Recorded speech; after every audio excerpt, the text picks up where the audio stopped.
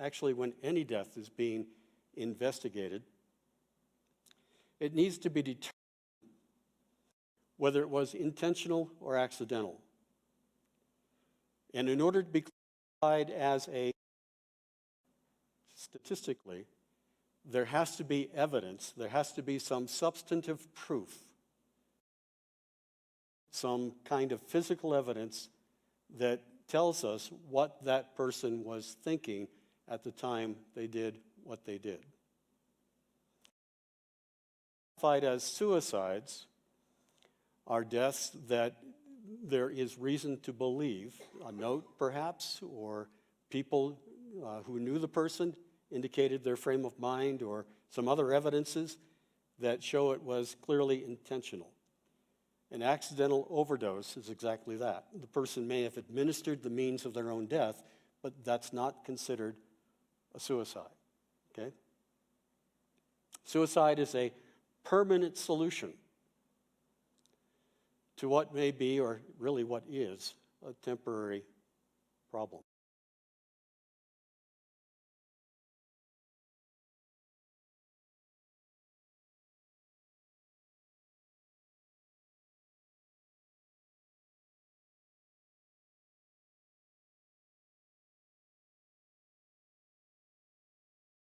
It's temporary.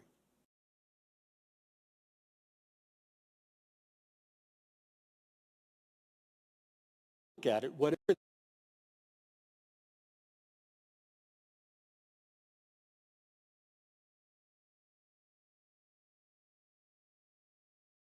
what is needed. Suicide has been described as a social ailment peculiar to modern society. While suicide can be found in the early days, yet it has been increasing in modern society. This was written by Masaryk in 1938. And 50 years later, Myers declared psychological disorders. Everybody cold, right? And the idea is that everybody gets depressed, and if you talk to people, it seems like there are a whole lot of people on antidepressant medications. I believe that suicide is the fruit of dissatisfaction with life and ultimately with God's providence. There's something about your life that you don't like, and you want to change it, or you want it to be changed, but either you can't do it, or you won't take the steps to do it, or you don't know how to do it. And therefore, your field of options narrows. It's dissatisfaction. I'm unhappy with something about my life. I'm unhappy with God's providence in my life. Now, there are a lot of misperceptions, a lot of false ideas, a lot of untruths, a lot of myths that swirl around the issue of suicide. And I want to describe some of those because I think this kind of clears the field before we talk any further. One is that suicide is always caused by depression. People have the idea that anybody that commits suicide must be depressed. It's not true. Often there are other factors. Now, depression can be a factor, but it's a factor. And often there are other factors, such as anger or revenge or remorse in the case of Judas, a sorrow that did not lead him to repentance, but nonetheless a sorrow that things turned out the way they did. And drug and alcohol abuse may actually be more dominant influences in a particular suicide. Another myth is that people who talk about suicide won't really do it. They just want attention. When somebody does something often, we often call them what? A frequent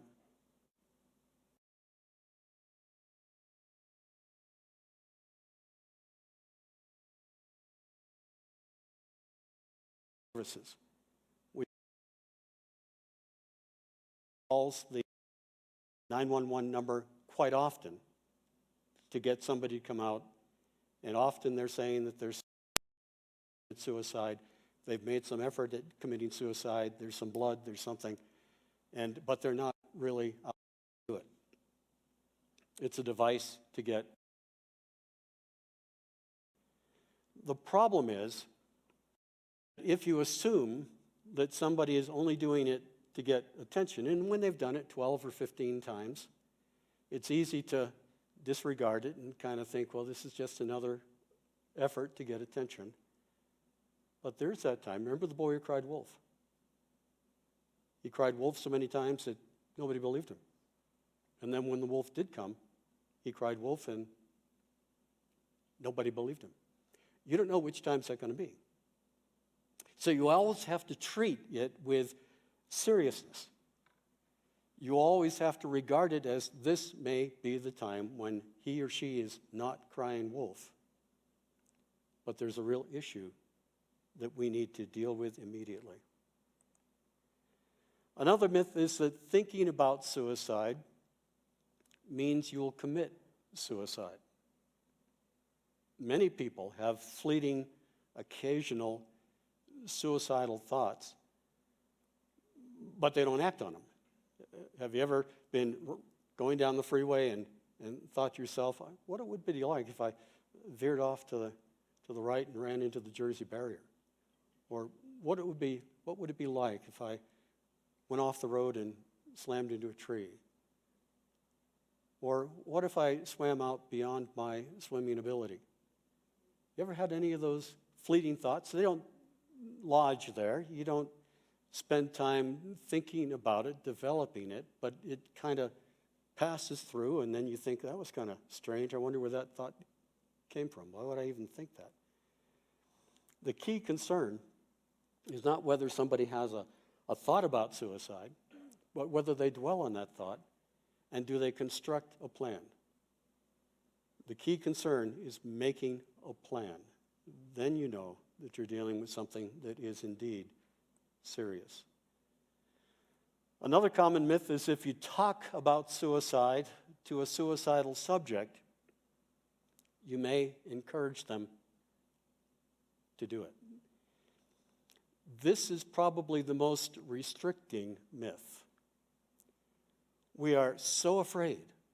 If somebody comes up to us and said, I'm thinking about hurting myself, I'm thinking about suicide, what's your natural reaction?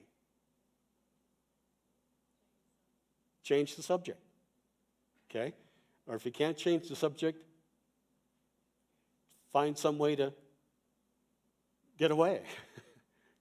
You don't want to be there. You don't want to talk about this. Why? Because you don't know what to say, and you're afraid that you'll say the wrong thing, and that will set it off, and that you will be responsible for that person's suicide. The truth is, if somebody comes to you and says, I'm thinking about hurting myself, I'm having some suicidal thoughts, they're troubled by what's going on. And that by talking to them, it may actually provide a release for them that instead of putting them over the edge, actually pulls them away from the edge. It's counterintuitive, but it's what you need to do. Don't run away. Don't panic. Don't be afraid of saying the wrong thing. You are likely, whatever you say, if you show real interest, it's going to be helpful, not harmful.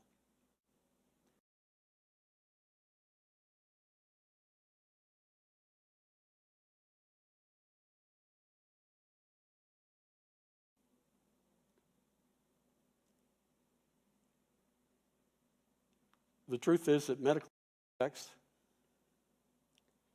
and other factors may prevail. There was a pastor in Birmingham years ago, widely known to be a godly man,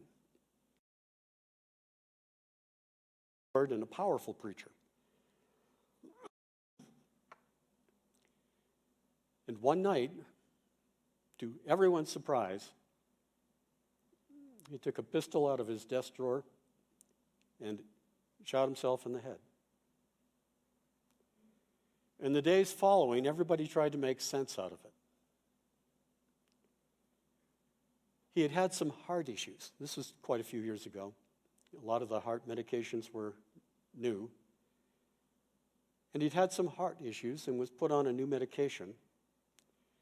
And when his wife read the small print, it said that the medication may cause suicidal thoughts. This man was a believer. This man was a faithful pastor. But he did do what he did. Do you remember Jonah? When Jonah preached, but do you remember Jonah?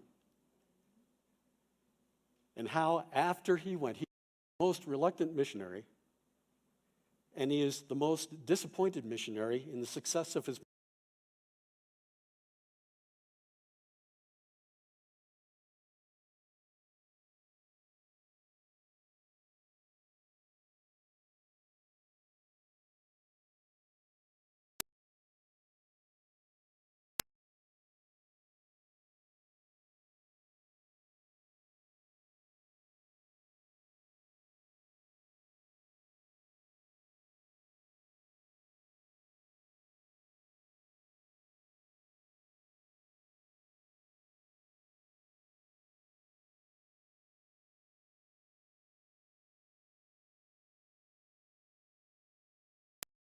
away my life. For me,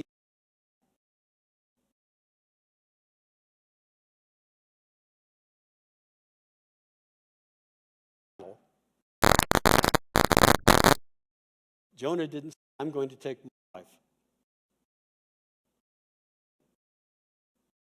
Lord, you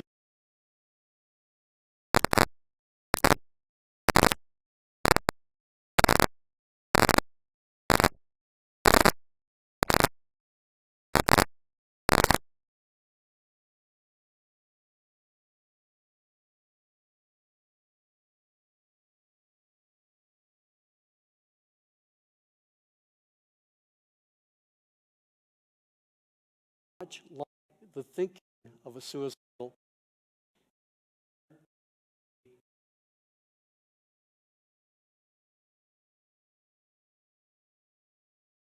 The Apostle Paul,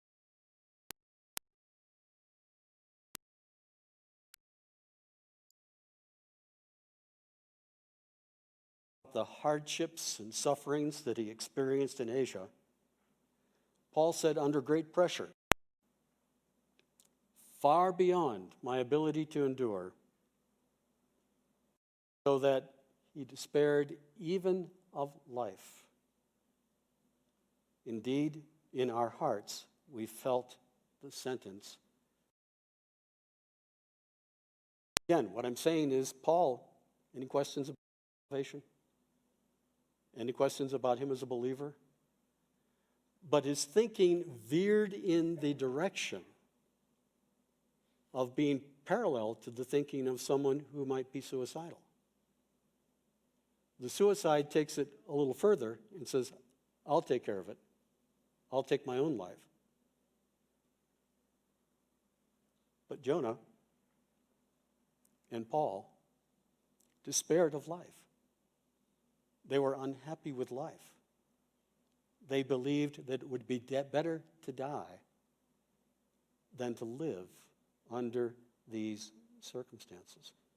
So don't be so quick to condemn somebody who's a believer and says, I'm struggling with these thoughts. Another one. Suicide happens without warning. How often do you hear somebody say after suicide, we never saw it. We didn't see any signs. There were no indications.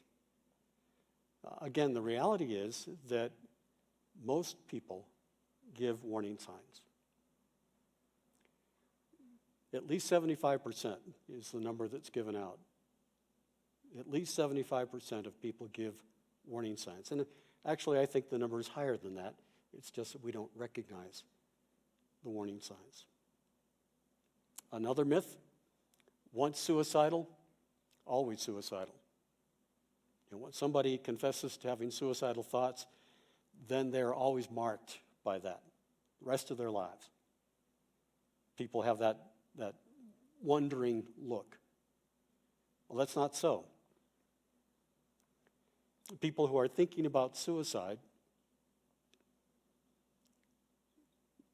when they survive that difficult period, can overcome that by the grace of the gospel.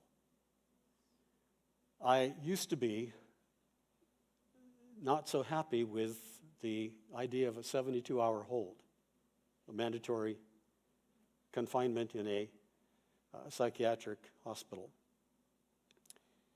But I've become more of a fan because I've recognized that a 72-hour hold enables a suicidal subject to be in a safe place until they get past a critical period and are then able to open their eyes and consider other options.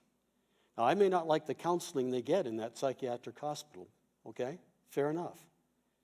But I can deal with that better than I can deal with them not being in a safe place and losing their life.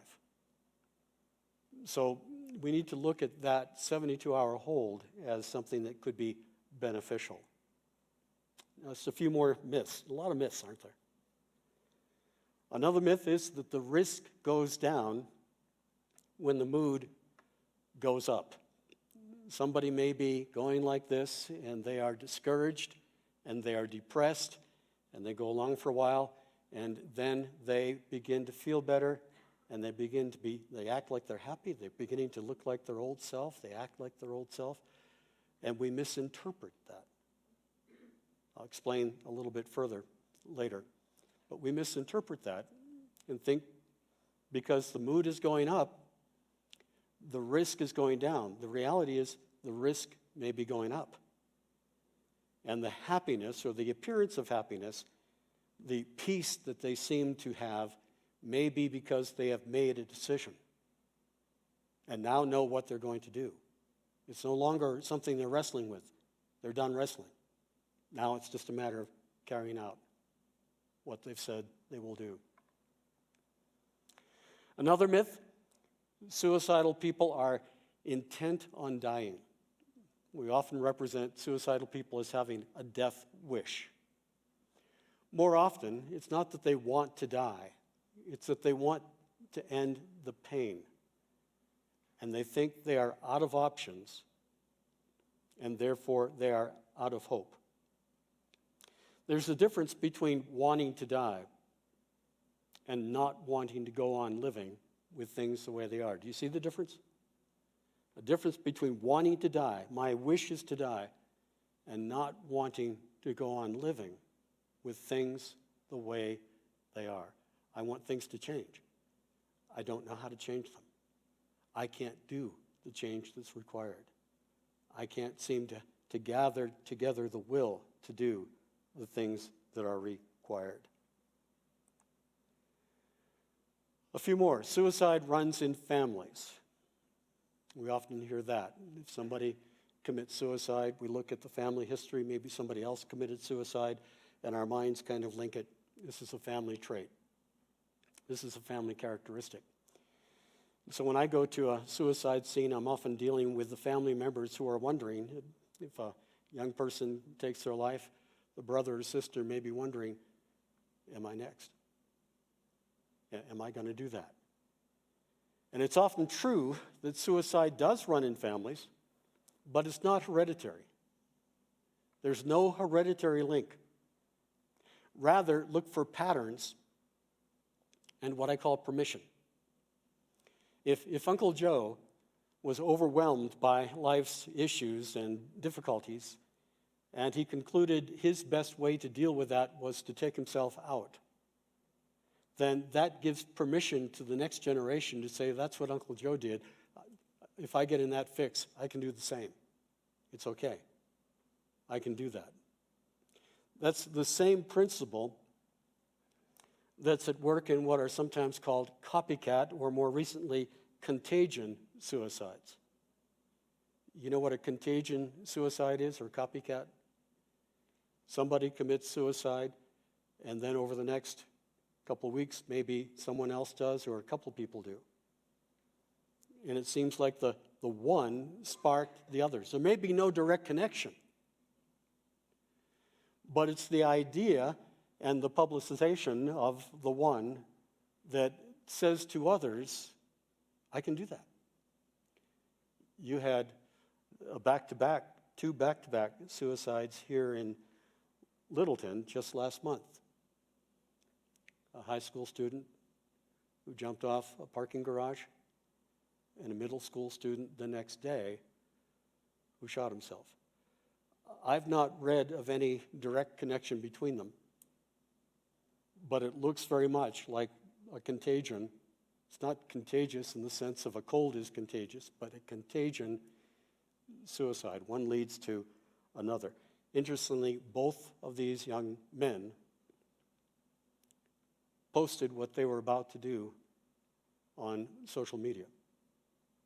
They let it be known.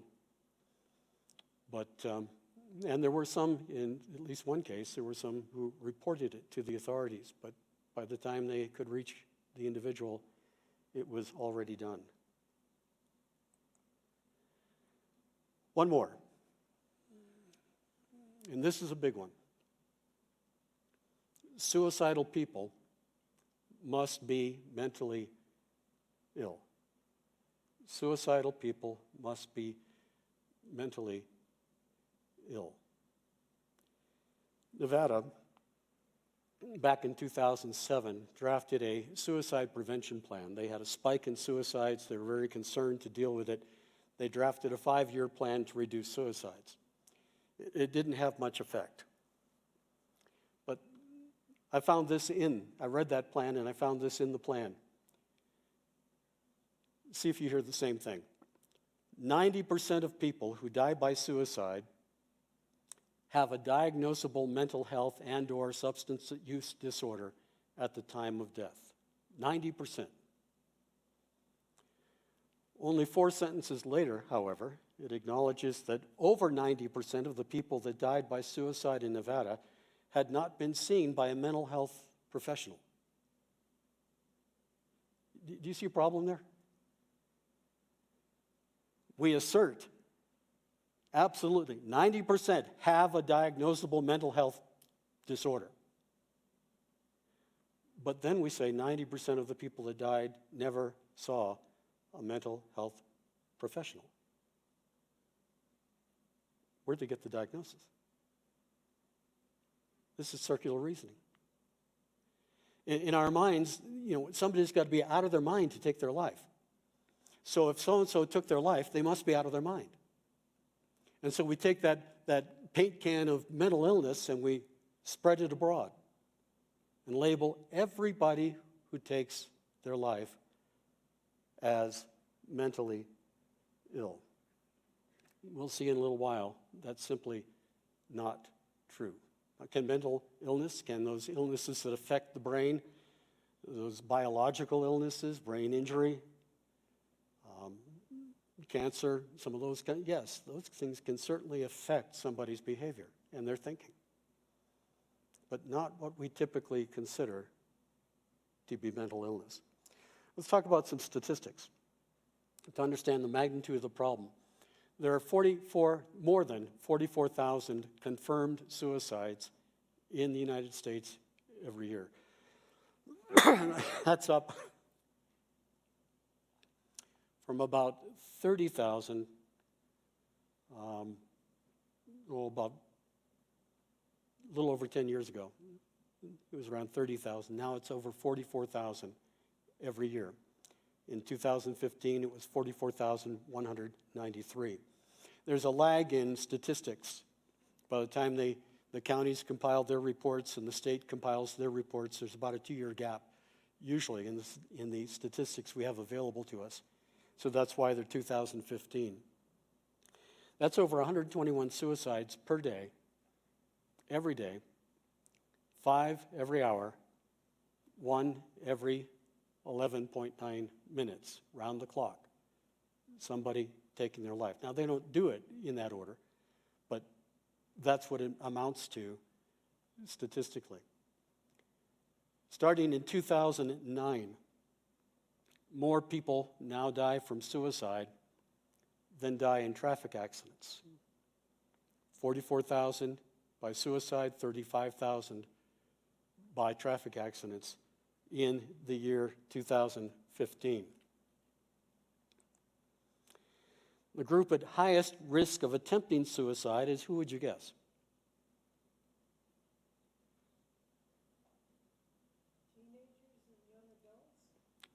They're in there, but the group at highest risk of attempting suicide is white females. They are 10 times more likely to attempt suicide than men. 10 times. The group at highest risk of succeeding in suicide is white males. Ages 15 to 25 and 55 to 65. A couple comments there. First of all, why, if women are 10 times more likely to attempt, why are men more likely to succeed? Because men choose more lethal means. Women are often take pills, and are able to be recovered. Ages 15 to 25 and 55 to 65. Why are those dates significant? 15 to 25, coming to the end of your high school years, transition, maybe college, maybe work, career. That's a major transition in life, isn't it? And then 55 to 65, it's also a major transition in life, is it not? You're coming toward the end of career and really toward the end of life. And so those transitions are very dangerous times, both for young people and for older people. The interesting thing is that now, and I mean in the last couple of years, we are trending downward, age-wise, in both of those categories. We are seeing more and more suicides younger than 15. The youngest suicide I've been to was 11. But I know of some that were 10 and 9, taking their own lives. And the 55 to 65 is now pushing down into the 40s. So these are some trends that we need to be aware of, and we need to be thinking about. You're not safe if you're 40. There's that possibility. You need to realize your friends may be struggling with some of these very issues.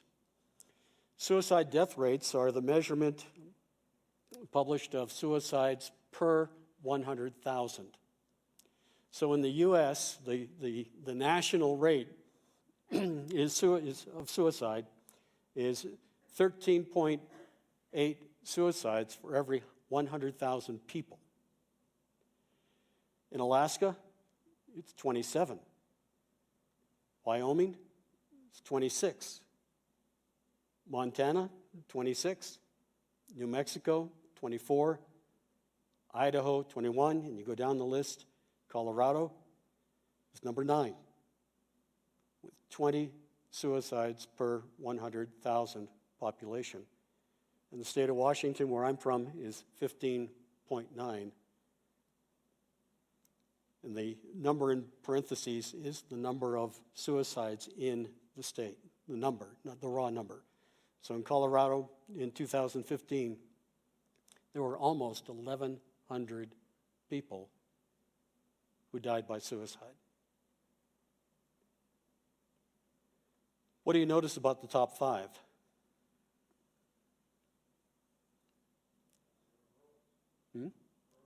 Okay, they're all rural. Lower populations. In terms of the raw numbers, the states with higher population, California, New York, et cetera, they have many, many more suicides, but the percentage per 100,000 is higher in these rural states. And this tends to occur in rural states because there is a lack of resources in those states. Resources are focused in the cities, and the population is not focused in that city. The second thing you might notice is these are all Western states. All Western states. Suicide is more acceptable in the Western states. Denver County, statistics from 2015. Suicide ranked as the second leading cause of non-natural death for all ages in 2015. And the raw number was 98. Behind accidental deaths. Let me just explain. Natural deaths account for the majority of deaths virtually everywhere. People that grow old and die, they die of disease. It's natural causes. Suicide is number 2 in Denver. 1.5 times traffic accident deaths. In Denver, Denver County and City, firearms were the most popular means. 34% of the people who took their lives did it with a weapon. Followed closely by hanging, 32%. Jumping and the use of drugs, legal and illegal, were both about 10%. Again, this is a trend we've been watching for some time, the advance of hanging as a favorable means of taking one's own life. The highest number of suicides in Denver were by middle-aged adults. Not teens, as you might think, middle-aged adults, ages 41 to 60. Ages 21 to 40 were the next bracket. Teenagers came after that. And we know this was a 10-year study that was done in San Diego County, that for every completed suicide, there are an estimated 25 attempted suicides. That's an enormous number of people. And they're showing up, many of them, at the emergency room, and some of them are not being reported at all. Now, the church, when I did research, I was thinking we were in Denver, but I realized we're not. The church here is in Centennial, which is, I believe, in Arapahoe County. Did I get that right? So Arapahoe County, I have to commend your coroner's office. They get their reports out early. Statistics from 2016, just last year. Suicide ranked as the second leading cause of non-natural death for all ages, 115 in Arapahoe County, behind accidental deaths, and more than 2 times traffic accident deaths. In Arapahoe County, firearms accounted for 53% of completed suicides, followed by hanging at 24% and drugs at 13%. Among females, and this again is interesting, firearms and drugs were tied for the most popular, followed by hanging. We've seen women increasingly going to more lethal means rather than relying upon medications. 76% of the suicides in Arapahoe County were male, and the highest age group was younger, 21 to 60. So they were adult. Why do so many people take their own lives? Let me offer some reasons. These are the reasons that I have either read in suicide notes or heard from suicidal subjects or been told about by people who were related to someone who committed suicide. One is anger. People become angry. They're fed up with life. They're fed up with whatever it may be that they're dealing with, and they choose to opt out. Jealousy. Jealousy. On a Christmas Eve a few years ago, I was called out to the scene of a suicide. An unmarried couple who were living together had gone to a local bar to celebrate. And while they were at the bar on Christmas Eve, the boy in the equation, the guy in the equation, became convinced that his girlfriend was flirting. She insists she was not flirting. He says, yes, you are. And they argued in the bar. They left the bar. He grabbed her by the arm. They went out, jumped in the truck, drove home. They argued all the way over whether she was flirting or not. When they got into their really small home, he grabbed her. He sat her down in a chair, duct taped her to the chair, and he said, I'm going to show you. And he tried to hang himself. I'll show you. You kind of wonder, what are you thinking? You may show her, but if you take any pleasure in that, you're not going to be there to enjoy whatever pleasure there may be in responding to her jealousy by your revenge. He failed. He tried again. He failed. The third time, he succeeded. She was able to tip over the chair and wriggle out of the duct tape and ran to the neighbor's house, and that's when we were called in. Jealousy can lead to suicide. Revenge can be a reason for suicide. You've hurt me in some way.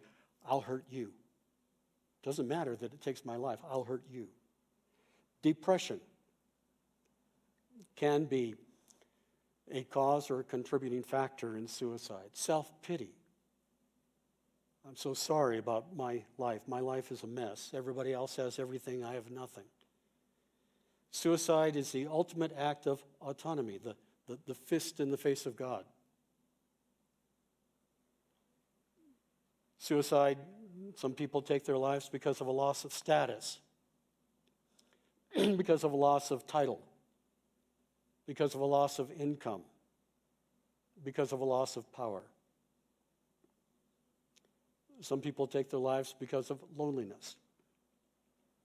Surveys consistently show that the number one fear that people have is the fear of being alone. And loneliness is not a matter of, we've got one person in this section over here. Nobody else is over there with her. I don't know if she's lonely. But you can be lonely if this room is filled with all of the people you can cram into it, sitting and standing. You can be in the midst of that crowd and still feel very isolated, still feel very lonely. That's the number one fear that people consistently cite. Sometimes people take their lives because they've been rejected. It may be a romance in which they've been rejected, or it may be they've been rejected from a job position, or it may be they've been rejected in some other way, but they feel rejected, and so their life is over. Maybe pride. Some people commit suicide because they are bored. The loss of meaning. Life has no meaning to them. There's nothing that provides interest to them. They have no reason why they want to go on. Shame. Shame is a very complex emotion, isn't it? We use the word shame very easily, but when you try to break it apart, shame involves guilt. Usually, you've done something that's wrong. Shame involves a fear of rejection, that if you know what I've done, you won't like me anymore. Shame involves a sense of judgment, an impending sense of judgment.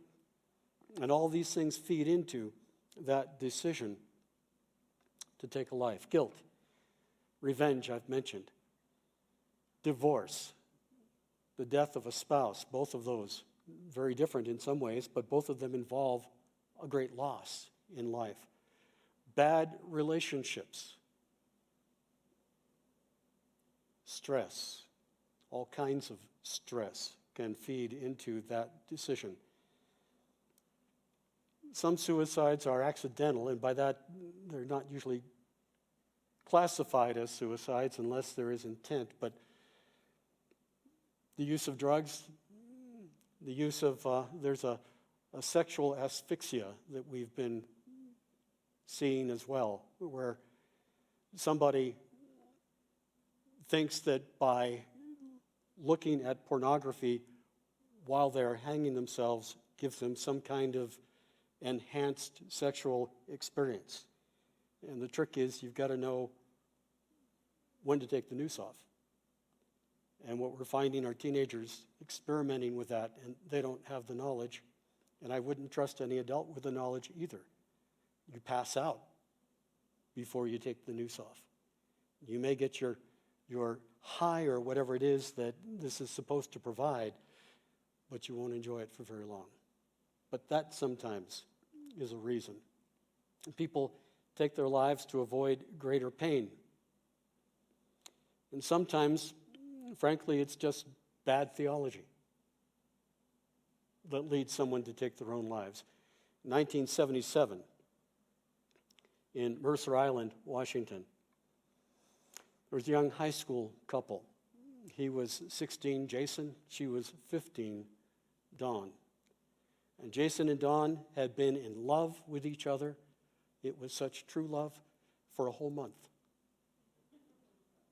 And they had decided, in their mature way, that they were so much in love with each other, they would drop out of 10th grade, get an apartment, and work together at Jack in the Box. Dawn came to her dad with the plan. Dad, what would you say? I see people shaking their head. No. Dad said, no. No, you're not going to do that. And if you try to do that, then you're going to come live over here 10 miles away. Now, 10 miles is not all that much, but that's what was said. Jason and Dawn got in her sister's Camaro, drove around. This is late at night, talking. Dawn later said that, when you're contemplating suicide, you don't talk about trivia, you talk about the deep things. And the deep things to them were a novel that they had read by Richard Bach. Anybody remember Richard Bach? Jonathan Livingston Seagull, fame. The sequel to that book was Illusions, The Adventures of a Reluctant Messiah. The premise of that book is that what we call reality is really an illusion. What we say is real isn't real. There's a parallel universe that is real, but this is not real. And he explained Jesus and others who did miracles not as being of divine origin, but he explained it in terms of these were simply ordinary people who had learned how to pass between reality and illusion. And Jason and Dawn came to the conclusion that if they drove her sister's Camaro through a cinder block wall at 110 miles an hour, they would pass into the reality. And then when they willed, they could come back into this world of illusion. So he did it at the junior high school. It started at one end of the street, ramped it up, got to 110 miles an hour, jumped the curb, airborne, through the wall. He was killed instantly. She survived, but with chronic issues. Bad theology. Bad understanding of reality. Bad ideas about God and eternity. And that can lead to suicide. Now, we've talked a lot. Let me go back for a minute. This word, I don't know if this shows. Yeah, it does. Okay. What are these? What's this word right here? Can you see me circling that word? What is that word? Reasons. what I want you to see from this list is that people have reasons why they take their own life. That means that suicide is not an irrational act. Do you get it? They're not mentally ill. They're not out of their mind. Now, their thinking may be skewed. The reasons that they give may not be very good reasons. They may not be reasons sufficient to justify taking a life. They are, after all, temporary problems. Jason and Dawn could have waited a few years and got married and lived life happily together. They didn't have to do this. But they had reasons why they chose that direction. And that's the point I want you to see here, is that all of these are reasons. What do all of these people have in common? Gavin de Becker, in a very good book called The Gift of Fear, says there is really only one reason why people commit suicide. Most of them have not lost their minds. All of them have lost hope due to sin. That's the one thing that all suicides have in common. They have no hope. They have exhausted the options. All of them have developed tunnel vision. The field has narrowed. Out to the peripheral, it's darkness. All the options that people may bring up to them, they've already thought it through. They've already ruled it out. It's all dark. This is the only thing that shines. This is the only option left. It's the only one that in their minds makes sense. But again, they choose it because it does make sense to them. I don't want to be in the circumstances I'm in. I'm not happy going on living the way I'm living. I don't see any other option. This will take me out of it. And so this is what I will do. Keep all that in mind. Suicide and depression, where depression is a factor. Where are the most dangerous zones for suicide? Assuming that life is going along like this is somewhat level. It's actually kind of up and down if you look at it more closely. But if life is going along basically up here, and then you take a dive into depression, and then you get to the bottom, and what happens at the bottom? That's where you are so mentally and emotionally exhausted, you can't do a thing. You don't want to get out of bed. You don't want to clean the kitchen. You're not going to make dinner. You're not going to go to work today. You're flat. But eventually you come through that and you start to come up again. In this curve, right here to here, as you're going down, just before you hit the bottom, that's the most dangerous period. But then as you're coming out, this is where people begin to have a little more energy. They begin to think a little more clearly. They're able to do some things right in this period here. That's where their mood picks up. But the thing is, their mood sometimes picks up because now they've decided what they're going to do, and now they've got the energy to carry it out. And so they're at peace with that decision. They're friendly to people. They're more talkative than they were before because this is what they have planned. These are dangerous periods, and you need to be aware of that. Don't mistake that optimism as they're coming out of depression, that apparent optimism, as being a true optimism. A comment on suicide, alcohol, and drugs. Some 56% of men tested positive for one or more in their toxicology screen. When a person commits suicide, It's standard practice to do an autopsy. Part of that autopsy is to do a standard tox screen for certain chemicals.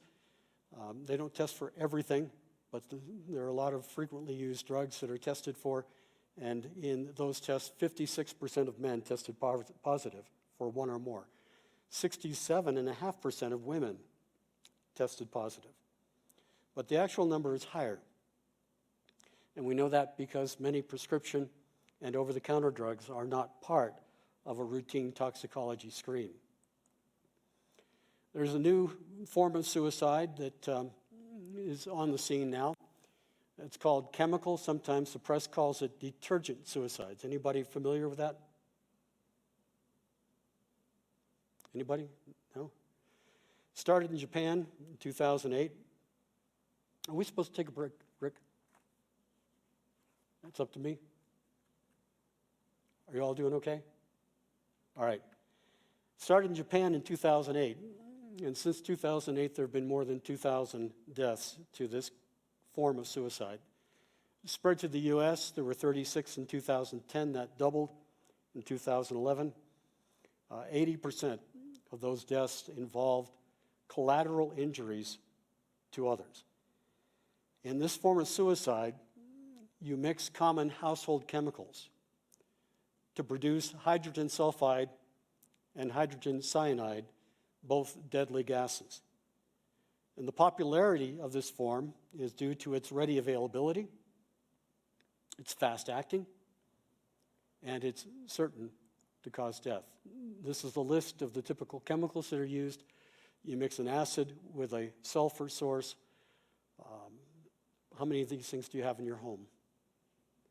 Lysol, shower tub and tile cleaner, Drano, dandruff shampoos, pesticides.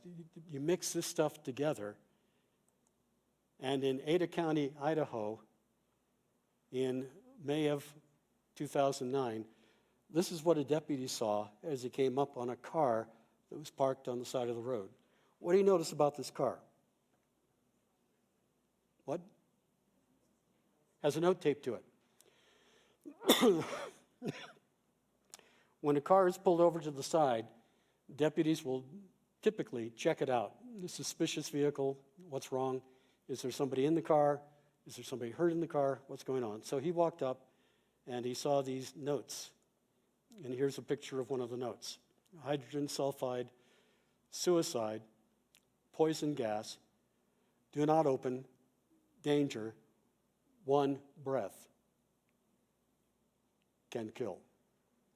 One breath can kill.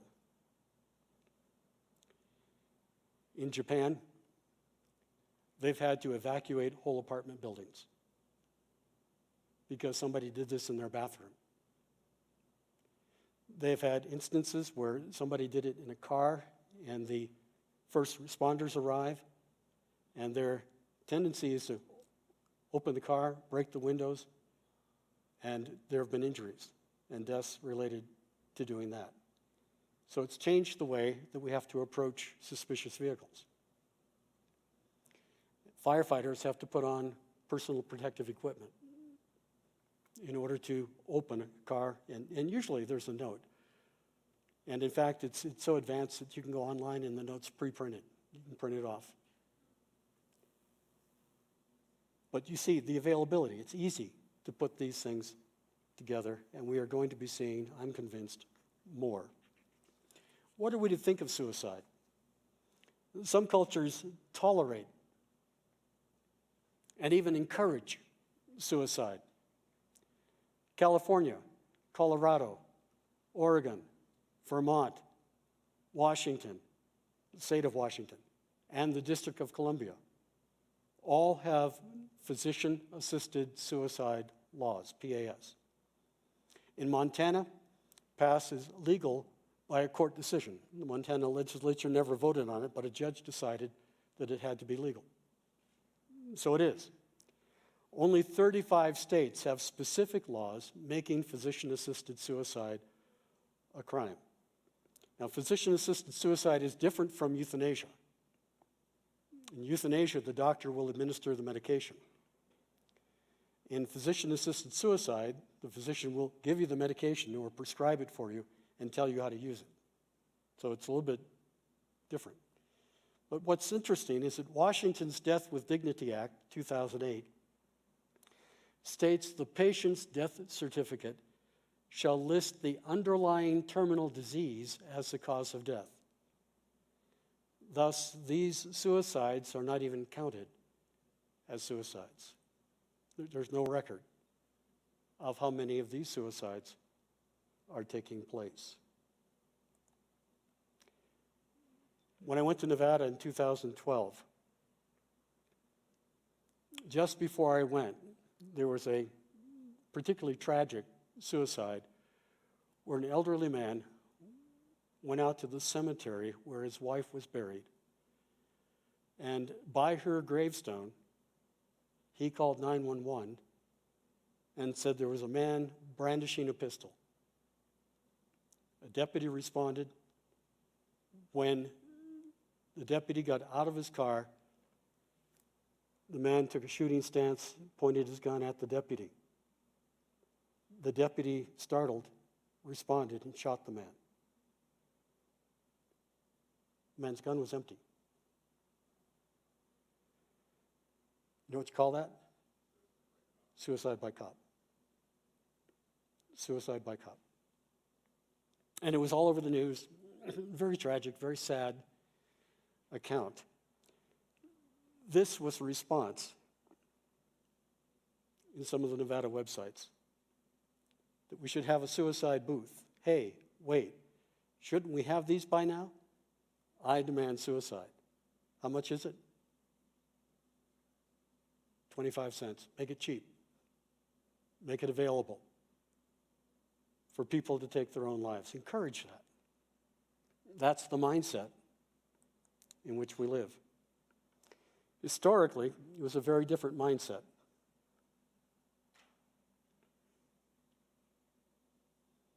Augustine framed the early response of the church to suicide by saying that suicide violates the sixth commandment. What's the sixth commandment? Shalt not murder. And is an assault on the image of God, the Imago Dei. He said further that suicide is a sin with no possibility of repentance. And he described suicide as a cowardly act. Aquinas, some years later, argued further, suicide is unnatural. It goes against the will to survive. And furthermore, he said suicide is an offense against the whole community because it affects so many people. So it's wrong to do it because of the effect it has on other people. And he said, suicide usurps God's power and authority over life and death. It is the ultimate act of autonomy. On the surface, suicide seems to be about death. Because if a suicidal subject succeeds, they will what? They will die. But that's on the surface. If we dig deeper, suicide is really about life and about dissatisfaction with living.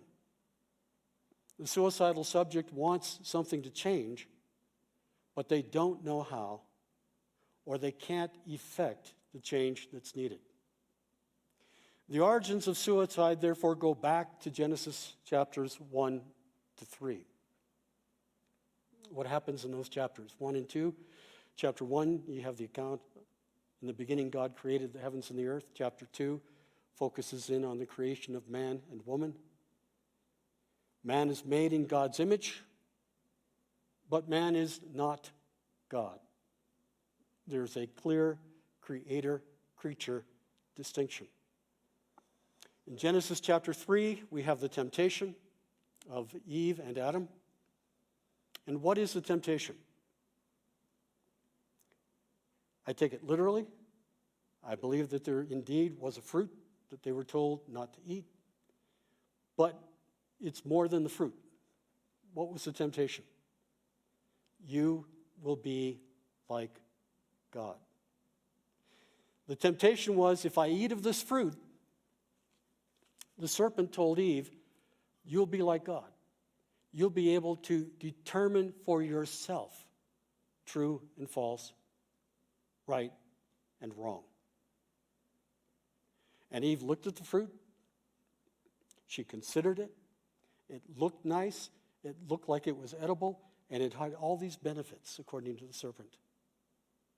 And she ate, and she gave to her husband. We call that the fall.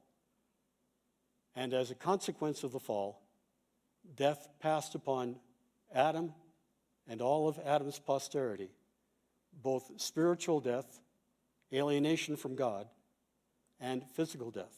They began that day to deteriorate, to die. And the question, the ultimate question of all time is, are you God? Who's in charge? Who is sovereign? Do you have sovereignty, or does God have sovereignty? Psychiatrist Thomas Szasz says that a man's life belongs to himself. Hence, he has a right to take his own life, that is, to commit suicide. John Ling, in the United Kingdom, says that suicide is a personal assault against the sovereignty of God in all the affairs of human life. The suicide declares that she has a sovereign rule over her life and a sovereign reign over her death, neither of which is true. Our lives belong to God. There is no God besides me, he says. I put to death and I bring to life. Are there suicides in the Bible? Yes, there are. I've summarized them here. There's the suicide of Abimelech in Judges chapter 9. Abimelech was in the process of assaulting the tower in Thebez when a woman dropped a millstone from the top of the tower, and it struck him on his head. Mortally wounded, he hurriedly called to his armor-bearer, "Draw your sword and kill me, so that they can't say a woman killed him." So his servant ran him through, and he died. A couple questions. Is this intentional? Yes. Is there a reason? Yes. What's the reason? Pride. So they can't say a woman killed him. You kill me. Samson in Judges 16. You remember this, where Samson is captured and he pulls down the pillars upon himself and the Philistines. Samson said, "Let me die with the Philistines." Then he pushed with all his might, and down came the temple on the rulers and all the people in it. Thus he killed many more when he died than while he lived. Now, this is not so much, sometimes it's treated as a suicide, sometimes it's not treated as a suicide. I think it's not so much a suicide as it is a self-sacrifice on behalf of his kinsmen. He brings ruin to their enemies. Saul, 1 Samuel 31. This is in the battle on Mount Gilboa. The Philistines have critically wounded Saul. And Saul says to his armor-bearer, "Draw your sword and run me through." Sounds familiar, doesn't it? "Or these uncircumcised fellows will come and run me through and abuse me." But his armor-bearer was terrified and would not do it. So Saul took his own sword and fell on it. It was an intentional? Yes. Is there a reason? What's the reason? Different from Abimelech, what's the reason? Still, what's fear? There's still an element of pride, but it's also fear. He does not want to be abused, at least not while he's living. So kill me. But he has a reason. Saul's armor-bearer, next verse. When the armor-bearer saw that Saul was dead, he too fell on his sword and died with him. Intentional? Yes. Reason? Yes. Though he's not as certain that he would be abused as a captive, he might be made a slave. But when he saw what Saul did, that provided an example to him that said, I can do that too. And he did. Ahithophel. When Ahithophel advised Absalom, who was in rebellion against David, but Absalom didn't heed his advice. He followed Hushai's counsel instead. When Ahithophel saw that his advice had not been followed, he saddled his donkey and set out for his house in his hometown. He put his house in order and then hanged himself. Intentional? Clearly. Reason? Why did Ahithophel do it? He was guilty of treason against David, and he also had lost position and power with Absalom. And so for those reasons, he went home, he methodically put his house in order, and then hanged himself. Well, that's interesting. This is for the origin of that phrase, put your house in order.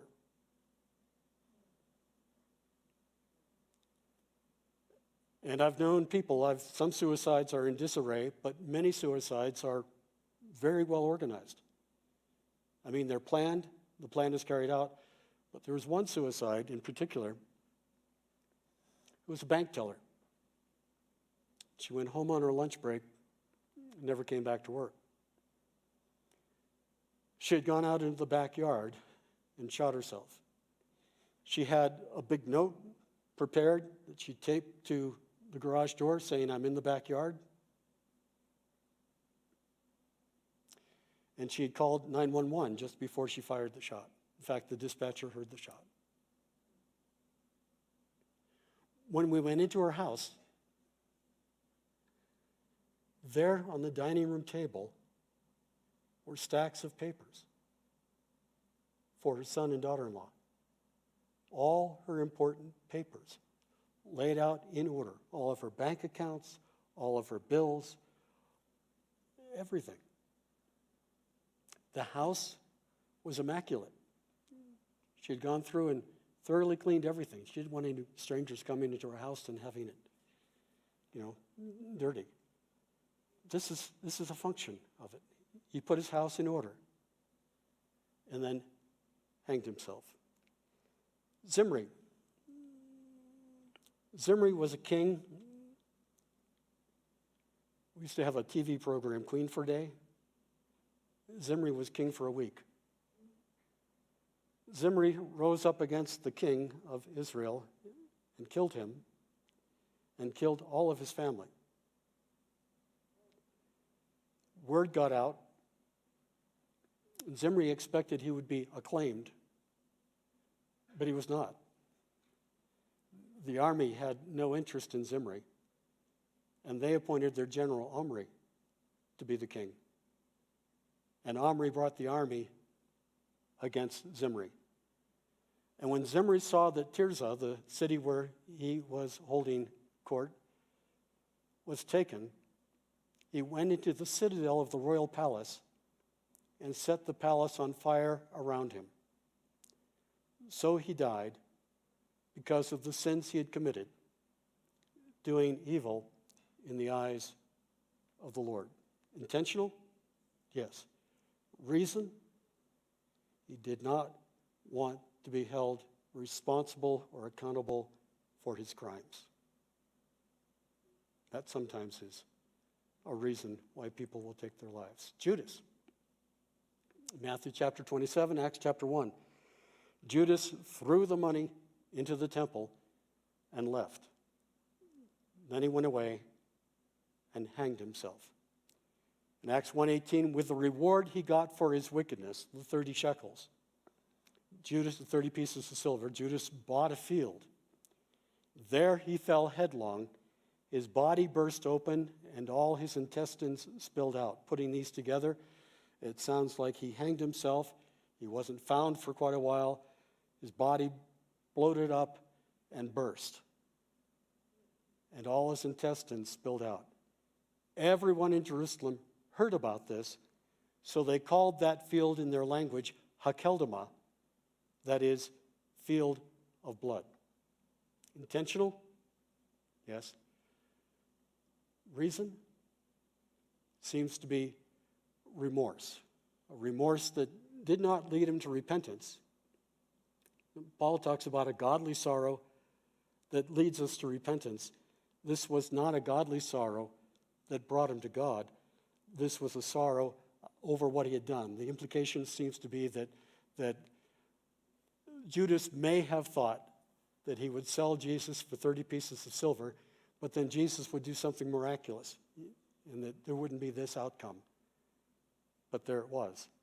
He felt badly about it, badly enough to take himself out of the picture completely. How can you respond to suicide? We talk about suicide prevention. Pre meaning before, and venere, to come before.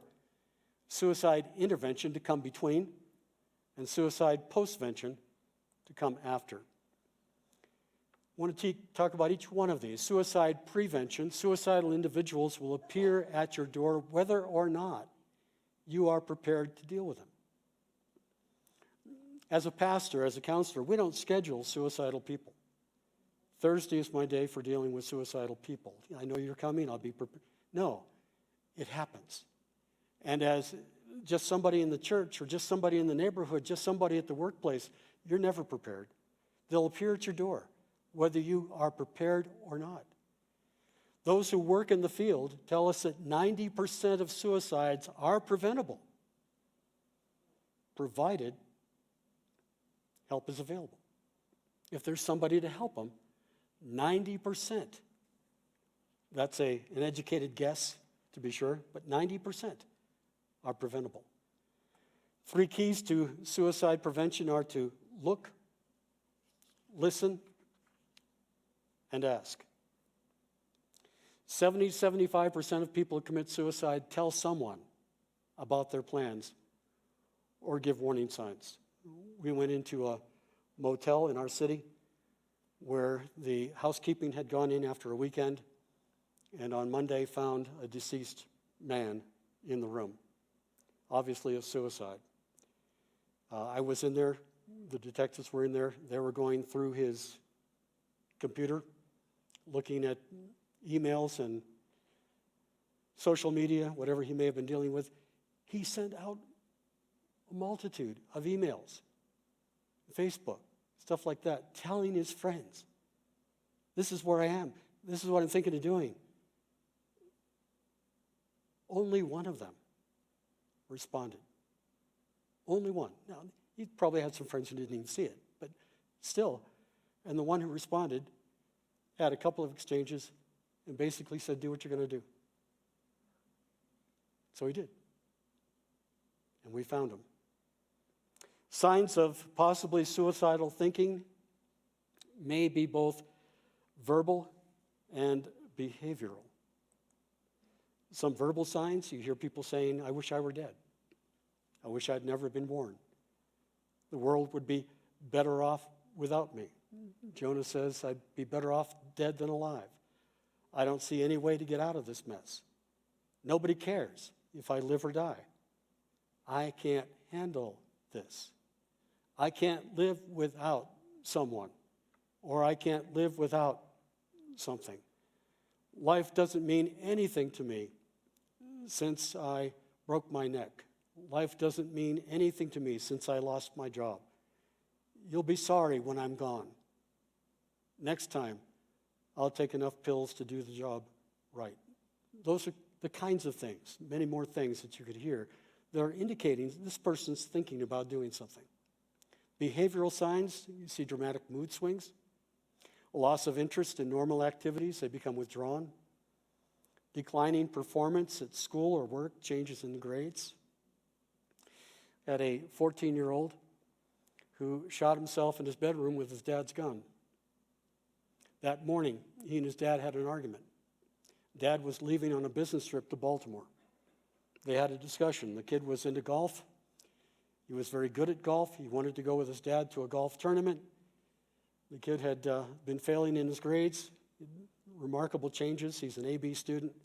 He was getting a CD, well, more of a D, F range. And his dad told him, no, you can't go to the golf tournament. You bring your grades up. You have to do your work. And he went off to Baltimore, and when the kid came home from school that day, shot himself in the bedroom. Lots of things, lots of implications to that. Dad's away.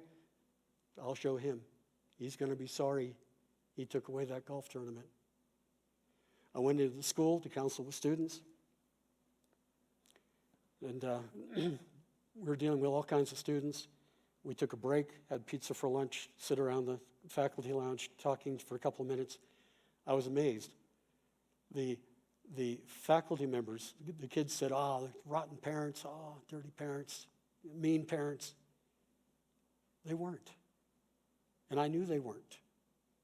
But the faculty took the kids, the parents. It's the parents' fault. And I argued with them in the lunchroom. No, the parents didn't precipitate this. The kid did. The kid dropped his grades. He wasn't showing interest. He wasn't doing his responsibilities. Dad told him he needed to do something, took away a privilege. That's all that's going on. Common, everyday stuff. And the kid took it to this level, 14 years of age. Giving away possessions, giving away pets. Fixation on death or suicide in writing or in pictures. We had a kid in Kirkland who broke up with his girlfriend, broke up with him. This kid was a very artistic kind of kid, wrote poetry, did paintings and drawings, and his paintings and drawings took a very dark turn. His poetry took a very dark turn, talking about death and dying and the end of life. And he sent a message, sent an email to his girlfriend, asking him to meet him at a clearing in the woods where they used to go. It was kind of their place. And she said, okay. And she brought her new boyfriend with her, thinking that he was just going to show them some new piece of art. When they arrived in the clearing, they found him hanging. Clearly a statement to her. This is where we shared love together. This is where we said we cared about each other. Here's where it is. Watch for those signs, the darkness in his poetry and his paintings. Oops, go back one. Drug and alcohol abuse can be signs. Changes in personality. Somebody putting their affairs in order, writing a will, paying off debt. Now, that doesn't mean everybody who writes a will is thinking about suicide, or everybody that pays a debt is thinking about suicide, but there are patterns that you're concerned about. Evidence of planning, such as somebody buying a weapon who's never had one. To prevent a suicide, know the warning signs. While it's true that many people give clues that they're thinking of suicide, it's also true, it's been my experience, that most people do not recognize the signs until after the fact. I hear over and over and over again, so that's what he meant by that. That's what she was hinting at. That's what she was planning to do. They didn't see it. It was there. They didn't see it. Why not? Principally because we don't want to see it. We don't want to believe it. And so we come up with other explanations, and we never ask the question. Just ask. If somebody's not thinking about it, they'll tell you no. If somebody is thinking about it, they'll tell you. Ask the question. But we're afraid to ask the question. Suicide prevention educators should continue to teach the warning signs, but we can't depend on them to prevent suicides. So to prevent a suicide, be willing to talk about suicide plainly. Ask the hard questions. Get it out there on the table. If it's on the table, you can deal with it. If it's not on the table, you have no idea what you're dealing with. And in talking with them, show genuine care and concern. What do most suicide or suicidal subjects want? What do they lack? Hope. They want hope. They need hope. When you talk with somebody about suicide, take them seriously. Don't discount their concerns. When somebody tells you, my life is falling apart, it's terrible, it's horrible, it's this bad, don't say to them, oh, it's not that bad. What have you just done? You've discredited yourself as somebody who is genuinely interested in them. They thought you would listen to them. You didn't listen to them. To them, it is that bad. What's another approach to take? Wow, that sounds really bad. You must have a reason for thinking it's that bad. Somebody says, I'm a zero. Wow, you must have a reason for thinking you're a zero. Why do you think you're a zero? What's the reason? And they will engage with you because you've shown a genuine interest. Don't tell them what to do. Show them, biblically, what God wants them to do. Help them to take every out-of-control thought captive to make it obedient to Jesus Christ. That's what Paul says in 2 Corinthians 10. What one thing do all suicidal subjects lack? There are many different reasons for suicide, but ultimately only one that is the final nail. They've lost all hope. What is hope? It's not wishful thinking. It's not, I wish something were different. It's confidence. Hope is certainty about the future. Hebrews says faith is being sure of what we hope for and certain of what we do not see. This is what the ancients were commended for. Faith and hope are related. Where there's faith in God and His Word, there's hope. And where there's hope, there's life. But where there's no faith in God and His Word, there's no hope. And where there's no hope, there's death. There are many false hopes. The hope that they need is not within themselves. Some people tell us to look deep within to find something worthy of God's love. I find that with Christian counselors often, that they'll look at it as a self-esteem issue, and they will attempt to help the person to see how himself or herself, how other people see them, and find something in yourself that is worthy of God's love. The problem is when we look at the Scriptures, what do we find? The heart is deceitful above all things and desperately wicked. Who can know it? Even Isaiah says all of our righteousnesses are as filthy rags. So why not just go there? Okay? I know that you don't feel worthy of God's love. That's because you're not worthy of God's love. Neither am I worthy of God's love. Nonetheless, He tells us that He loves His people and He calls them to Himself. And we move on from there to talk about the gospel. Their hope is not in others. Well, if you go to such and such a counselor, he'll get you squared away. We're all sinners. It's not others who give meaning and purpose to our lives. Oh, if I had a boyfriend, I would have meaning in my life. It's not a boy who gives a girl meaning. It's God. It's not a job that gives a man meaning. It's God. And He gives purpose to our lives. And our hope is not in circumstances. Well, if things only changed. Life is ever-changing. Friends come and go. Loved ones die.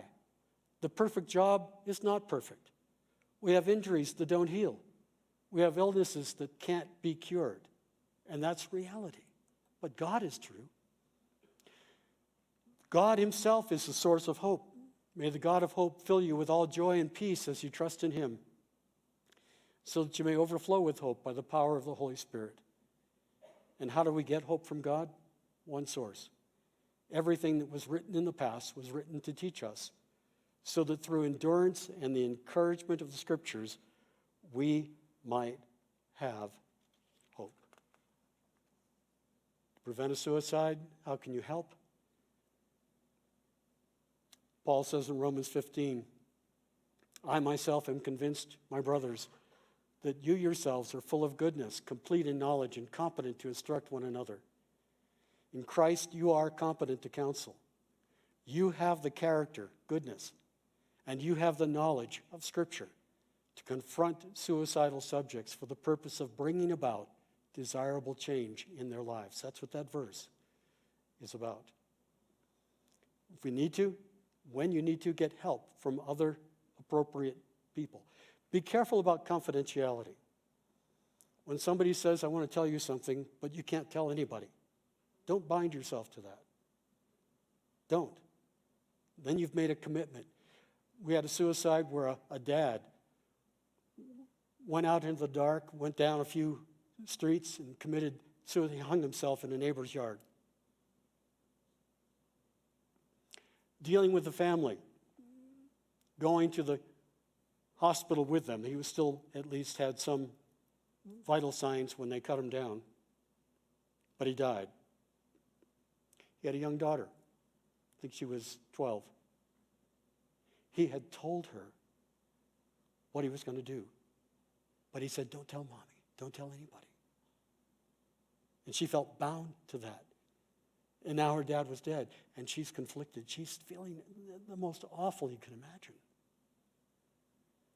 Don't bind yourself to that. If it's information that's shared in secret or in confidence, confidence means what? It means you trust somebody. I tell people, if you share this in confidence, it means you have confidence in me to do what is right with the information you give me. And if to do what is right is to call in somebody else, I'm going to do it. Know that up front. But if I don't need to involve somebody else, I won't. That is what you should demand. Let's move to intervention. Intervention puts you between. Intervention places you in harm's way between a suicidal subject and the means of carrying out his plan. Your priority in intervention must always be, first of all, your own personal safety. Don't try to be a hero, and in doing so, become a victim. Call for appropriate help. There's a threat assessment tool that I've used for many years that I find very helpful. How do I assess how dangerous this situation really is? It's called Slap Dirt, kind of a weird name. But each letter has a meaning. Specific plan, lethality, availability of means, proximity of help, that's SLAP. And if there's been a previous attempt, then dirt, dangerousness, impression, rescue, and timing. Specific plan. Has your friend thought about how, where, and when he would commit suicide? Ask the question. You're talking about this? Ask. A plan that is specific is much closer to being carried out than one that's only general. Somebody says, I don't know how, but I'm going to do it. Or if somebody says, I'm going to overdose on vitamin C, I'm not too worried about it. Lethality. How deadly is the plan? If someone says they're going to shoot themselves or jump from a freeway overpass, they've got my full attention, vitamin C aside. Availability of means. Does your friend have or can he easily get what he needs to carry out his plan? Yeah, I'm going to shoot myself. Do you have a gun? No, but my dad does, and I know where he keeps it. It's under his pillow. Proximity of help.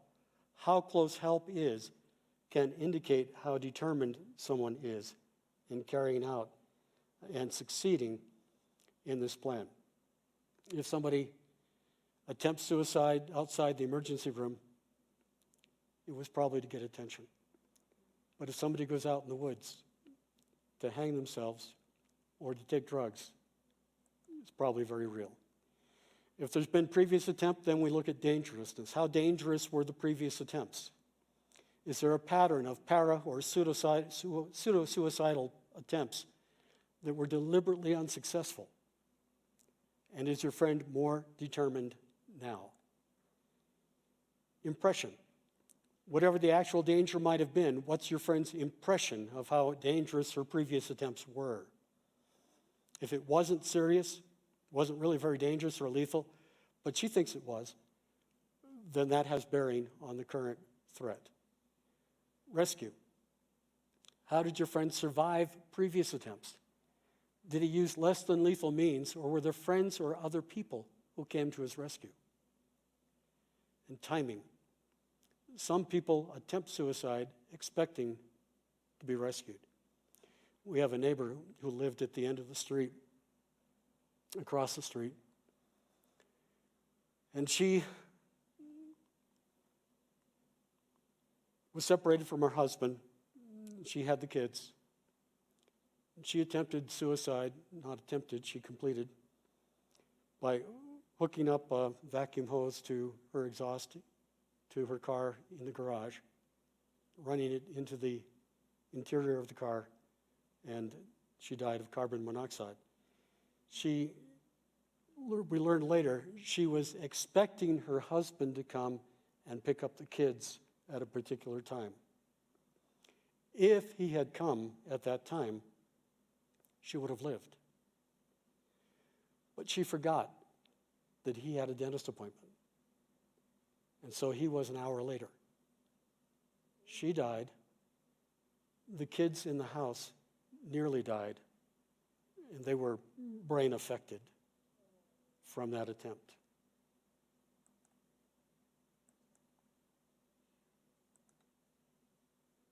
All right, there we go.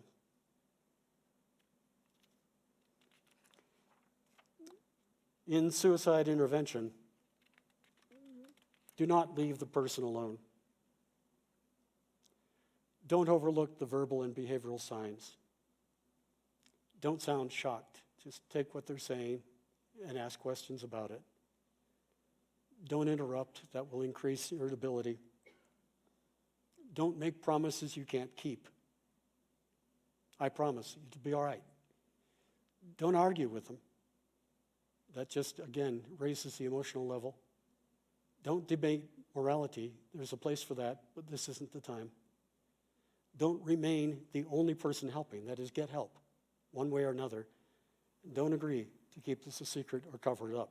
Do pray without ceasing. I don't mean say to the person, I'm going to go pray about this. But while you're talking, be praying. Do remain calm. As hard as it is, panic leads to mistakes. Do be patient. Do not rush a suicidal person. Slowing down his thoughts and behavior buys more time. Do help to define the problem accurately. Do I understand this correctly? Rephrase thoughts for clarity and context. Focus on the central issue. Stay physically close to the person and secure the surroundings. You don't have to make a big deal out of it, but if you're kind of standing around the kitchen and there's a big knife block over here, you might move over to the table and say, let's sit down and let's talk about this. Do emphasize the temporary nature of the problem. Even if they have a terminal illness diagnosis or a chronic disease diagnosis, that's temporary. It's not going to be that long. Do listen very carefully and respond appropriately to what they're saying. And if suicide, in your judgment, is imminent or is in progress, if you've interrupted it, call 911. Don't hesitate. Call 911. This was posted on Facebook by one of my firefighters just 10 days ago. She says, for the first time last night, I called 911, fearing a loved one might take their own life after they sent a text saying they were contemplating death and doing something stupid. I'm usually the one responding to those emergencies. So it was strange to be the one calling it in. When I respond to those types of calls, I pray to be given the words that will calm the person, bring them comfort, and have some sort of positive impact. Last night, I prayed that whoever responded would find those same words to speak to my friend. I'll be honest. I hesitated, and this is key. I hesitated in calling because I didn't want this person to be mad at me, thinking I overreacted. I came up with a million other reasons why this person may have sent the text and wasn't actually going to follow through. in the end, I made the call. Because I knew that if there was even the slightest chance that there was truth in the text message, I wouldn't be able to live with myself if I didn't do anything. It really is better to be safe than sorry. If you call 911, your friend may be mad at you. You can explain it. You can get past it. But if you're afraid of your friend being mad at you and they do follow through, there's no getting past that. Don't hesitate. Call. Let somebody else evaluate. Suicide postvention. This is where a suicide has taken place. Now, what do? Suicide is the most traumatic of deaths for survivors. If we look at the categories of traumatic death, I believe suicide is the absolute worst. People die from other causes. Tragic automobile accident, or they fall off a cliff, that's horrible. Somebody dies of disease, that's horrible. Somebody dies of homicide, that's terrible. But in all of those instances, the cause of death was outside of themselves. In a suicide, it's different because you know that person chose to take their own life. And we can't understand, or we will not accept, suicide. On TV, when we see somebody take their own life, there's a suicide, there's always a what? A note, suicide note. Not true. Less than 25% of people who commit suicide leave notes to explain what they did and why they did it. Less than 25%. So you may never know exactly what was in their mind. Suicide survivors have anger. We call suicide survivors not the people who survived a suicide attempt and didn't die. A suicide survivor refers to the people around that person who committed suicide, their family, their friends. They're suicide survivors. And those people are left with a lot of anger. But in our culture, because we believe that everybody who commits suicide must be mentally ill, the person who commits suicide is viewed as a victim of mental illness. And survivors, you can't blame somebody who's a victim of an illness, right? If somebody has melanoma, we don't blame them for getting melanoma. If somebody has breast cancer, we don't blame them for getting breast cancer. If somebody has pneumonia and dies, we don't blame them for pneumonia. So we think we can't affix blame or responsibility to the individual who takes his or her own life. But somebody has to be blamed. So survivors blame each other. They blame themselves. Oh, I should have taken Bill to lunch. Oh, I should have given him a call. Oh, I should have caught that sign that he was giving out. I don't know why I didn't see it. I was blind. Or they blame God for the choice that that person made. And they play what I call the what-if game. What if this, or what if that? What if I'd left a message on the voicemail? What if I had actually called him again? What if I'd gone over to his house? What if? What if? What if? And we take the blame for it. That's a factor that you need to deal with in helping people. At the funeral for someone who's died by suicide, all who knew the subject are shocked and distressed by the suicide. They need comfort and they need hope. If you're responsible for planning the service for somebody who took their own life, be honest with the mourners. Do not lie. Do not mislead them. Don't hide or avoid the fact that this was a suicide. You don't have to dwell on it. Just acknowledge briefly at the outset that so-and-so took his or her own life. and say something like, while we may not understand why he did that, judgment belongs to the Lord. Will not the judge of all the earth do right? Genesis 18. It's not my job as a pastor. It's not my job as a chaplain. It's not my job as simply somebody who comes alongside to help to put people in heaven or hell. God does that. My job is to point them to God and let God be the judge. Go on to offer hope and life in Jesus Christ, who said, I am the resurrection and the life. Some things to say, some things that are helpful, are things like, I'm here to help you as much as I can. You won't have to face this alone. This must be incredibly hard for you. What you're describing to me, some people talk about their symptoms. I'm irritable, I'm restless, I'm up and down and all over the map. What you're describing to me sounds very normal under these circumstances. I'd be glad to help you with that, or I'd be glad to go there with you. I'll be here when you need me. I know you must feel like that. I'll pray for you. Lots of things not to say. These are things I've heard people say, or people have told me have been said to them. It must have been God's will. God has his plans. While that's ultimately true, not a hair from our head falls apart from the Father. Nonetheless, this is not the best time to talk about that.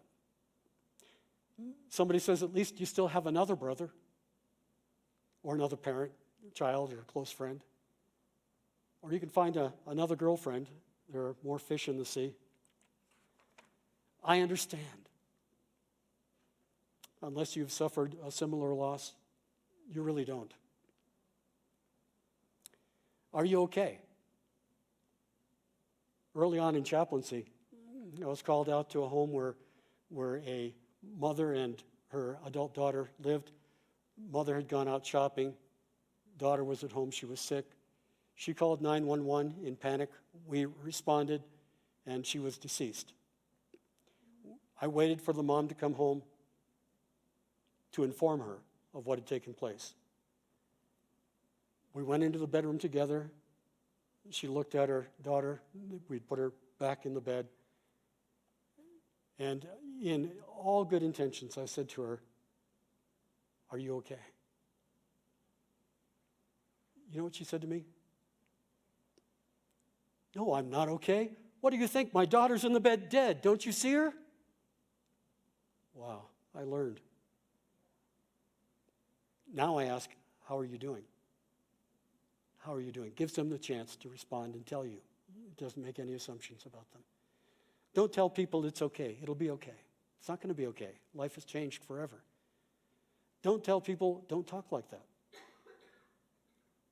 Don't tell people time heals all wounds. The pain grows less intense over time. That's true. But the pain will be there likely for the rest of their lives. Don't tell people, just pray about it. Or, you're not the only one who's gone through this, you know. Everyone has to die sometime. The Lord must have wanted him. The Lord needs more angels. Bad theology? The devil got into him and made him do it. He's not responsible for what he did. Yeah, he is. You shouldn't feel that way. Don't tell me how I should feel. You're young. You can remarry. You've just got to get over it and move on. There's a booklet that I've written. Actually, it's one of two. The second one is not published yet. My Friend is Suicidal. Deals with some of the things we've talked about tonight in terms of suicide prevention and intervention. And the next book I'm working on is on suicide postvention. A final word. We began with this. We said, let's keep our eye on it. I know the plans I have for you, declares the Lord. Plans to prosper you and not to harm you. Plans to give you hope and a future. Then you'll call upon me and come and pray to me, and I will listen to you. You will seek me and find me when you seek me with all your heart. And to that I would add, as a final word, come to me. All you who are weary and burdened, and I will give you rest. Take my yoke upon you and learn from me, for I am gentle and humble in heart, and you'll find rest for your souls. Matthew chapter 11, verses 28 and 29. If you want to contact me, this is my email address, and you all have a copy of the printout. I've put a lot of stuff on the slides so that you would have that information when you get home, and you've also got now my email address and can contact me if you feel that you need to or you feel that you want to. Thank you very much. I think we've probably shot through our question time. It's up to me. All right, do we have a couple of questions? Joe. Yes. I dealt with one suicide personally where the man called on the phone one Sunday and said, I'm going to commit suicide. Would you go with me to a suicide hospital? And Suicide hospital? well, a hospital where they, deal with, I guess, people, who were going to commit Oh, okay. people that were, I guess you could say mentally ill. And I went with him. I didn't know what to say, didn't know what to do. Except all I knew to do was just be there with him, not say a whole lot. Okay. The second one I dealt with, I got a phone call from a friend of mine when this is still hurts up. My dearest brother in Christ, who's my mentor, a friend of mine called him one morning and told me, said his son shot himself. He walked in the door of the house. As soon as he did, a shot rang out. He ran upstairs. The son had shot him. He died in his arms. I still don't know how to talk to my friend. He won't talk about it. We've talked about everything. I mean, he mentored me when I was first born again and saved. But yet we can't talk about it. And sometimes I wish that I could just say something to him. His wife will talk to me. He won't. I just don't know what to say to him. And I don't know what to do. Sometimes in these situations, we don't have words. Plain and simple.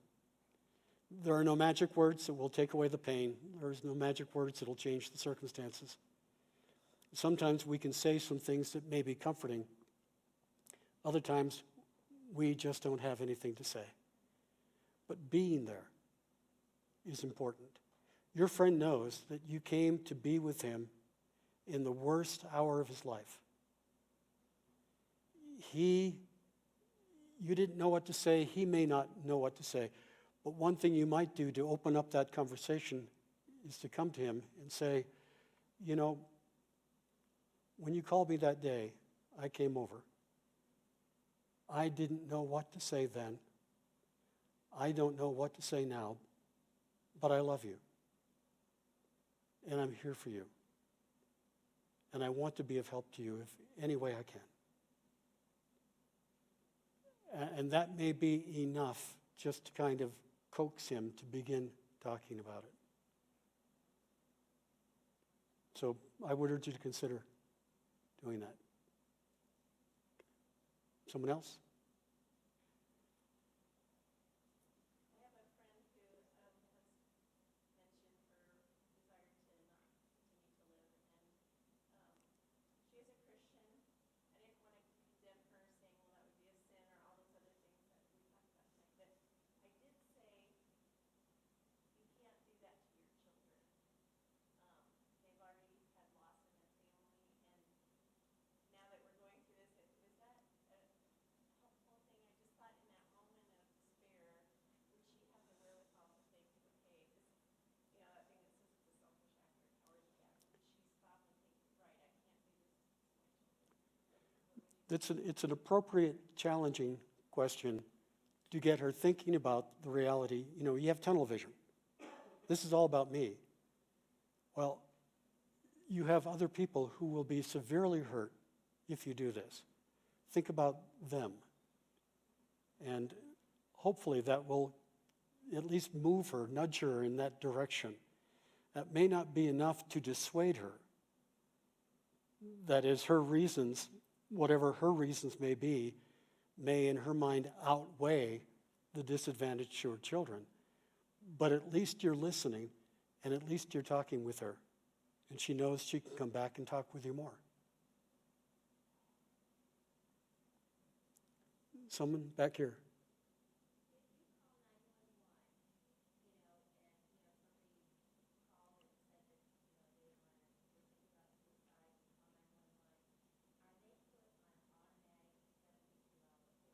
No.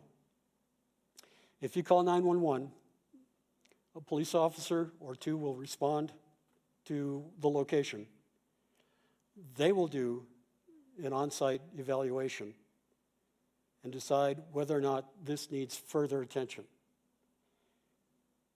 If the individual says, oh, yeah, I did say that. That was a dumb thing for me to say, and I'm not really thinking about this. And if the officer is convinced that, okay, this is not an immediate threat, I don't have a plan, I don't have the means of doing it either, then he may advise you go see a counselor. If the officer believes that there's a credible threat here, he or she will recommend a voluntary admission or a voluntary trip to the ER.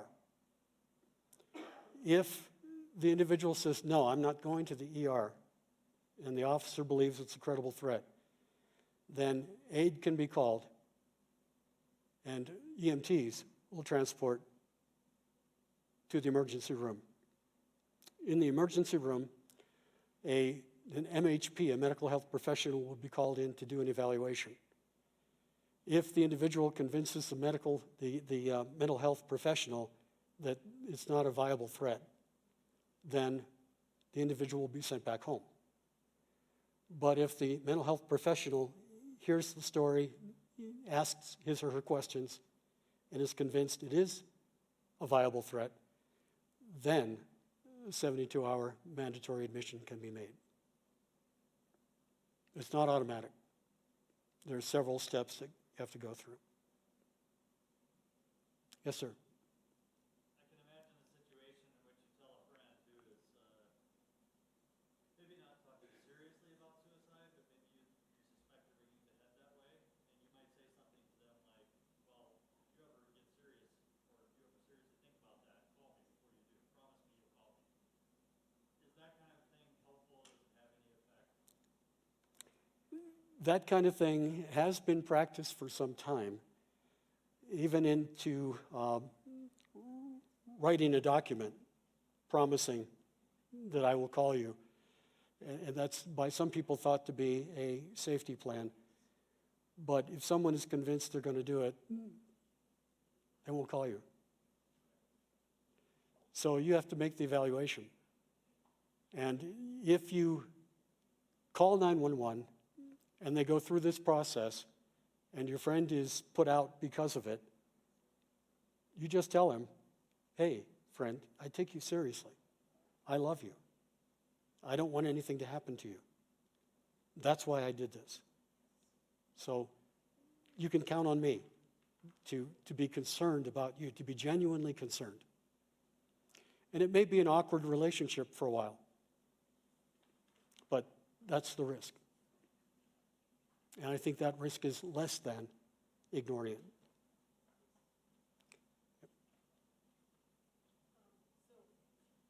My brother, has been probably still suicidal. He had, Has been probably still suicidal. okay, He got discharged because of it, and I had to. He lives in Grand Junction, so I'm also in the military, and it was to the point I had to call the Army chaplain to do something. So he did some of the symptoms you already talked about. He said on Facebook what he was going to do, and somebody called him out on it, and then he would call me several times and tell me that he attempted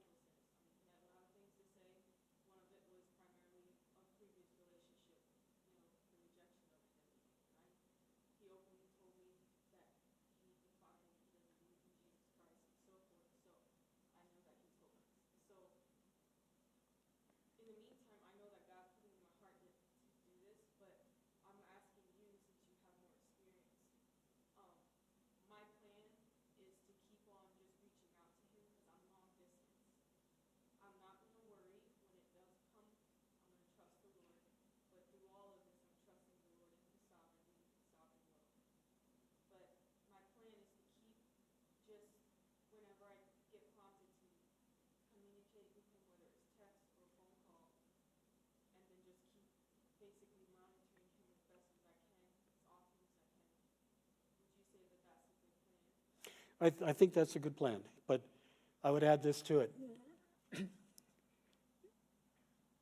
If suicidal thinking is ultimately a displeasure with life, a dissatisfaction with life and with God's providence, ask him to be specific about what he's unhappy with. What is it that he thinks should be different? And show him the only one that can change our hearts is God himself. So thank you. I'm glad you brought that up because I had a lot of talks with him, and I would try to be as passive in a way, because anytime I mentioned Jesus or anything to do with God, he would get pissed. He would yell and like fight pissed. So my fear is that's going to trigger more of that. So obviously, essence, we all know, by the body of Christ, his heart is hostile towards God. But how do you deal with that when he doesn't want to talk about God? So if you start mentioning anything about God in Scripture, he's going to get even more pissed. Because he's done it before. You know, He say, no, don't start talking about that. I'm going to hang up and start talking about that crap. I'm not so afraid of people being angry with God. Sometimes people get angry with God, and that's how they come to God. I'm not necessarily either, but it's my brother. And I don't know. Yeah, I wouldn't antagonize him. I wouldn't go out of my way to antagonize him, but softly, gently, keep it before him. I understand your hostility, my brother, because the Scripture says that there's none righteous, there's none that doeth good, no, not one. And the natural man is hostile against God. And I would plead with you to really look at your life, look at your heart. Well, one of the things I know I need to do, not just for that, but that's another reason why I want to know more of God's words, so that way I know more what to say. Exactly. And this is a good place to learn that. This church. Okay. Let's call it then for tonight. There's some refreshments still out there, I think. I'll be around for another 20, 30 minutes and would be happy to talk with you more privately. Okay? Let's bow together. Lord, we have covered a lot of ground tonight. Really a lot of ground. We pray that your Spirit would be with us, help us to take in what we need. I pray that this has been helpful, and I pray that all of the people here will be able to help the people that they're concerned about. God grant mercy, we pray. Glorify your Son, glorify your name in the salvation of sinners.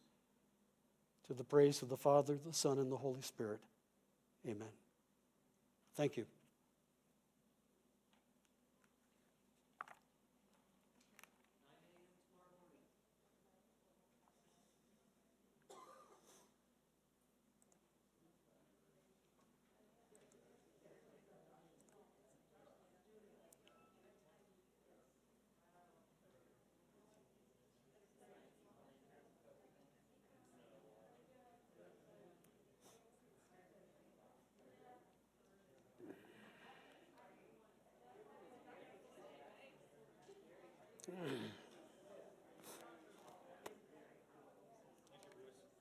You're welcome, David. Enjoy that.